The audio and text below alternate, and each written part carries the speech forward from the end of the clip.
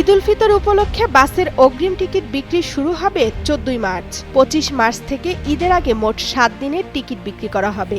Bangladesh bus truck owners অ্যাসোসিয়েশনের ঈদ সংক্রান্ত প্রস্তুতিমূলক সভায় এই সিদ্ধান্ত নেওয়া হয়।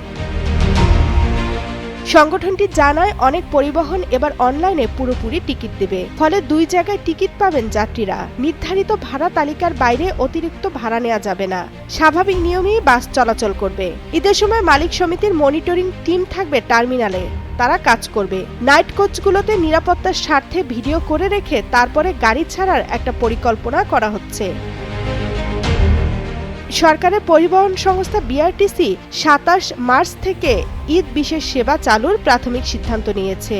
ঈদ যাত্রার বাসের অগ্রিম টিকিট 20 মার্চ থেকে বিক্রির পরিকল্পনা আছে সংস্থাটির। ঈদ সেবায় সব মিলিয়ে 800 এর বেশি বাস চলাচল করবে।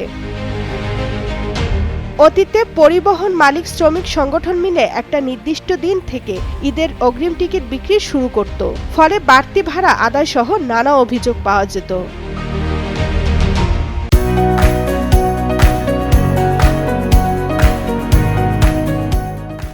আসন্ন ঈদ উল ফিতরে রেলওয়ে অগ্রিম টিকিট বিক্রির প্রাথমিক তারিখ নির্ধারণ করেছে 14 মার্চ।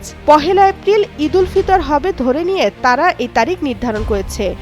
9 মার্চ দুপুরে ঈদ উপলক্ষে সড়ক ও রেলপথে যাতায়াত নিরাপদ ও নির্বিঘ্ন করার লক্ষ্যে সভা ডেকেছে সড়ক পরিবহন ও সেতু মন্ত্রণালয়। বিদ্যুৎ ভবনে আয়োজিত এই সভা থেকেই রেলের অগ্রিম টিকিট বিক্রির বিষয়ে চূড়ান্ত সিদ্ধান্ত হবে। ওই বৈঠক থেকে বেসরকারি বাস সেবা এবং বিআরটিসির বাস চলাচলের বিষয়েও কিছু সিদ্ধান্ত আসতে পারে। রেলওয়ে সূত্র জানায়, এবার ঈদ যাত্রায় বিভিন্ন পথে 5 জোড়া বা 10টি বিশেষ ট্রেন চালুর পরিকল্পনা আছে। শতভাগ টিকিট অনলাইনে বিক্রি করা হবে, কাউন্টারে কোনো টিকিট বিক্রি করা হবে না।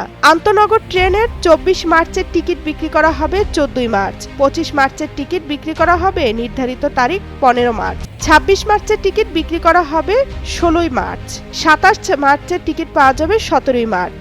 28 মার্চের টিকিট পাওয়া যাবে 18 মার্চ। 29 মার্চের টিকিট বিক্রি হবে 19 মার্চ এবং 30 মার্চের টিকিট পাওয়া যাবে 20 মার্চ। রেলওয়ে সূত্র জানায়, গত বছর ঈদ উল ফিতরে ঢাকা থেকে আন্তনগর ট্রেনের কম বেশি 30,000 আসনের টিকিট বিক্রি করা হয়েছে। এবার আসন সংখ্যা 35,000-এর বেশি হতে পারে। তামান্না তাহসিন খান, কালের কণ্ঠ।